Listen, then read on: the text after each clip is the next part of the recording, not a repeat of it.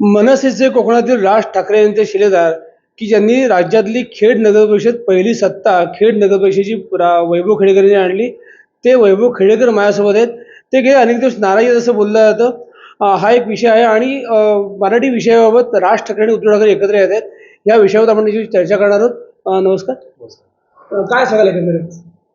नाही, 5 तारखेला मराठी भाषेसंदर्भात मुंबई गिरगाव चौपाटी येथून आझाद मैदान येथे मोर्चा आहे आणि सन्माननीय राजसाहेब ठाकरे यांनी ही घोषणा केलेली आहे की एक मराठी म्हणून सर्वांनी या मोर्चामध्ये सहभागी व्हा. कुठल्याही पक्षाचा झेंडा नसेल, मराठी अस्मितेसाठी मराठी भाषेसाठी आपण एकत्र यावं असं आवाहन त्यांनी केलं. याला प्रतिसाद शिवसेनेचे नेते उद्धवजी ठाकरे यांनी त्यांना प्रतिसाद दिला आणि एकंदरीत महाराष्ट्रामध्ये वेगळं वातावरण आपल्याला पाहायला मिळालं. मराठी माणसाच्या डोळ्यामध्ये अश्रू पाहायला मिळाले, आनंद अश्रू पाहायला मिळाले आणि एकंदरीत समाधानाचं वातावरण या ठिकाणी पाहायला मिळालं. 5 तारखेचा मोर्चा हिंदी सक्तीच्या विरोधामध्ये आहे. राज्य शासनाने पहिलीपासून 4थी पर्यंत हिंदी भाषा घेण्यासंदर्भातला जो निर्णय केलेला आहे त्याच्या विरोधातला हा विषय आहे आणि म्हणून मला वाटतं की येत्या 5 तारखेला हा मोर्चा मराठी माणसाचा असेल, मराठी अस्मितेचा असेल आणि मराठी संघर्षाचा असेल. न भूतो न भविष्यती असा हा मोर्चा असेल असं मला या ठिकाणी सांगायचं आहे. पण मुंबई महानगरपालिकेच्या निवडणुका जवळ येऊ घातलेल्या आहेत आणि या पार्श्वभूमीवर राज ठाकरे उद्धव ठाकरे एकत्र येत अशी चर्चा आहे. तर काय सांगाल याबाबत? बघा, हा मराठी भाषेसंदर्भातला हा मोर्चा आहे. याला कुठल्याही राजकीय अँगलने आपण पाहू नये. खरं तर मराठी भाषेसाठी सगळ्या मराठी माणसांनी एका झेंड्याखाली किंवा एका छताखाली यावं असं सन्माननीय राजसाहेब यांचं म्हणणं आहे. आणि आपण पाहिलं असेल की तामिळनाडूमध्ये DMK आणि AIDMK म्हणजे जयललिता आणि करुणानिधी यांचा पक्ष तामिळ भाषेसाठी सगळं आपलं विरोध बाजूला ठेवून एकत्र आला आणि त्यांनी दिल्लीमध्ये मोर्चा काढला. भाषिक अस्मितेसाठी त्यांनी एकजूट दाखवली. तशीच एकजूट या महाराष्ट्रामध्ये राज ठाकरे आणि उद्धव ठाकरेंच्या माध्यमातून झालेली आहे आणि म्हणून याला कुठल्या राजकीय निवडणुका आहेत म्हणून हे एकत्र आले असं काही समजण्याचं काही कारण नाही. निवडणुका पुढे आहेत, परंतु मराठीचा अजेंडा सन्माननीय बाळासाहेब ठाकरे यांच्यापासून राज ठाकरेंपर्यंत आलेला आहे आणि सन्माननीय राजसाहेब ठाकरे मराठी पाट्यांसंदर्भात, मराठी मुलांच्या नोकऱ्यांसंदर्भात, मोबाईलवरती कॉलर ट्यून संदर्भात, रेल्वे भरती संदर्भात सदैव मराठीच्या बाजूने, मराठी मुलांच्या बाजूने राहिले आहेत. त्यामुळे हा आमचा अजेंड्यावरचा विषय आहे आणि म्हणून हे सगळे एकत्र आलेले आहेत. याला कुठल्याही राजकीय चष्म्यातनं आपण पाहू नये असं मला या ठिकाणी म्हणायचं आहे. पण तुम्ही असं म्हणत असाल तरी सुद्धा राज ठाकरे आणि उद्धव ठाकरे एकत्र येतील अशी चर्चा गेल्या अनेक दिवस सुरू आहे. संजय राऊत सुद्धा असे विधान करतायत. तर त्याबाबत काय सांगाल? संदीप देशपांडे मात्र त्याला काही विरोध केला होता, त्यावर संजय राऊतांनी परत दिली. तर काय सांगाल या सगळ्या विषयाबाबत? बघा, युत्या आघाड्यांचं राजकारण करणे किंवा ते ठरवणे हे माझ्यासारख्या कार्यकर्त्यांच्या हातामध्ये नाही. हे आमच्या पक्षाचे वरिष्ठ नेते आहेत, त्या संदर्भात किंवा सन्माननीय राजसाहेब ठाकरेच या संदर्भात निर्णय घेऊ शकतात. परंतु एक मात्र खरं आहे की एकमेकाच्या विरोधात बोलणारे हे दोन्ही मराठी माणसांचे पक्ष निदान आज एकमेकांबद्दल आदरातिथ्यानं बोलतायत, हे देखील महाराष्ट्रासाठी एक चांगली आणि जमेची बाजू आहे असं मला म्हणायचं आहे. भविष्यात काय होईल मला सांगत नाही, पण ही सुरुवात चांगली आहे असं म्हणायला हरकत नाही आणि ही चांगली भविष्यातली नांदी ठरव असं माझ्यासारख्या कार्यकर्त्याचं एक म्हणणं आहे. म्हणजे राज आणि उद्धव ठाकरे एकत्र यावं असं तुम्हाला वाटतं? हे बघा, ही महाराष्ट्राच्या जनतेची मागणी आहे. ही एक माझ्यासारख्या एका कार्यकर्त्याचीच मागणी नाही. तर अनेक तुम्ही गल्लीबोळात ज्यावेळेला जातात त्यावेळेला प्रत्येकाचं हे म्हणणं आहे.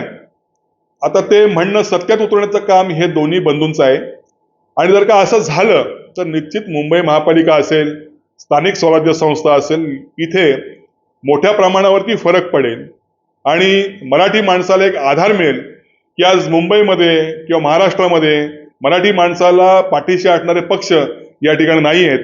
ते या सत्तेच्या रूपाने जर का या दोन्ही भावांच्या माध्यमातून आले तर निश्चित मराठी माणसाला आधार मिळेल असं मला या ठिकाणी वाटतंय. कोकण एकंदर मनसेची तुम्ही संघटक कोकणातले आहात, कोकण संघटक तुम्ही आहात. एकंदर मनसेची ताकद कोकणात कमी आहे. अलीकडच्या विधानसभा निवडणुकीत तुम्ही फक्त वाघा सीट लढवली, त्या दापोली विधानसभा मतदारसंघाची सीट लढवली, सेवतमध्ये लढवली. तर एकंदर काय सांगाल या परिस्थिती? एकंदर काय परिस्थिती आहे? बघा, असे अनेक लोक म्हणतात की बाबा मनसेची ताकद ह्या कोकणामध्ये नाही, परंतु अनेक निवडणुकांमधून मनसेची ताकद आपण या ठिकाणी पाहिलेली आहे. खेड नगरपालिकेच्या 2007, 2011, 2016 या निवडणुकांमध्ये आपण घवघवीत यश मिळवलेलं आहे. पंचायत समित्यांमधून यश मिळवलेले आहे. चिपळूण नगरपालिकेमध्ये यश मिळवलेलं आहे. दापोली नगरपालिकेमध्ये यश मिळवलेलं आहे. अनेक म्हणजे सोसायट्यांचे चेअरमन हे महाराष्ट्र नवनिर्माण सेनेचे आहेत. आता जर का राजकीय अँगलनी कोणी म्हणत नसेल किंवा तुमची ताकद नाही, तर मग वैभव खेडेकरला तुम्ही रेड कार्पेट पायघड्या का टाकताय? जर महाराष्ट्र नवनिर्माण सेनेची ताकद या ठिकाणी नसेल तर वैभव खेडेकरला पक्षात घेण्यासंदर्भात तुम्ही पायघड्या, निरोप, चर्चा का करतात? महाराष्ट्र नवनिर्माण सेना छोटा पक्ष आहे, तो लढेल आणि निश्चित मला खात्री आहे की येणाऱ्या निवडणुकीमध्ये इथला जो मतदार आहे हा वैभव खेडेकरवरती पर्यायाने राज ठाकरेवरती प्रेम करणार आहे. आणि म्हणून कितीही जरी कोणी म्हटलं 17-0 तरी 2007ला देखील ही लोक म्हटले होते की 17-0 होईल. 2011ला देखील ही लोक म्हटले होते 17-0 होईल आणि 2016ला देखील बोलले होते. पण या 3 निवडणुकांमध्ये मनसेचा विजय झालेला आहे. मनसे सत्तेमध्ये गेलेले आहे. त्यामुळे या निवडणुकीत देखील मी तुम्हाला खात्रीने सांगतो की या निवडणुकीत देखील खेड नगरपालिका निवडणुकीमध्ये इथली जनता माझ्या बरोबरती आहे, इथले मतदार माझ्या बरोबरती आहेत आणि निश्चित ते भरभरून माप माझ्या पत्रामध्ये टाकतील अशी मला या ठिकाणी खात्री आहे. तुम्ही नाराज गेल्या काही दिवसापूर्वी होतात, तुम्ही राज ठाकरेंना भेटण्यासाठी मुंबईत गेला पण तुम्हाला भेट मिळालेली नव्हती आणि अजून पण तुम्हाला ती भेट मिळू शकलेली नाही, तर काय नेमकं कारण तुम्हाला पुन्हा भेट मिळण्याचं राज ठाकरे? बघा, मी एक कार्यकर्ता आहे, पक्षाच्या स्थापनेपासून आहे. सन्माननीय राजसाहेब ठाकरे यांचा कार्यकर्ता आहे आणि ज्या वेळेला मला काही चुकीच्या गोष्टी वाटल्या त्यावेळेला मी परखडपणे पक्षाच्या बैठकीमध्ये असेल किंवा आपल्यासारख्या माध्यमांमध्ये मी बोललेला आहे. त्यामुळे मी ज्या बोललो, परंतु सन्माननीय राजसाहेब ठाकरे यांची भेट का झाली नाही असं आपण म्हणणं आहे. परंतु या सगळ्याच व्यस्त कार्यक्रमामुळे त्यांनी मला भेट दिली नसेल. परंतु मी देखील राजसाहेबांचा एक सैनिक आहे आणि मी देखील रामाचा हनुमंत आहे. त्यामुळे मी त्या भेटीची वाट पाहणार नाही.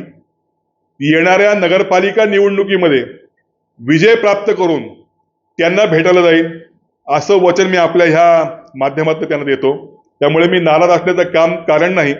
मी अनेक यश अपयश, अनेक मान सन्मान अपमान सहन केलेला आहे आणि पक्षाला ह्या ठिकाणी यश दिलेलं आहे. त्यामुळे निश्चित माझ्या भेटीसाठी किंवा मला भेट देण्यासाठी सन्माननीय राजसाहेब वेळ देतील आणि मी हा विजय सन्माननीय राजसाहेब ठाकरे यांच्या चरणी त्या ठिकाणी घेऊन जाईन असा मला ठाम विश्वास आहे.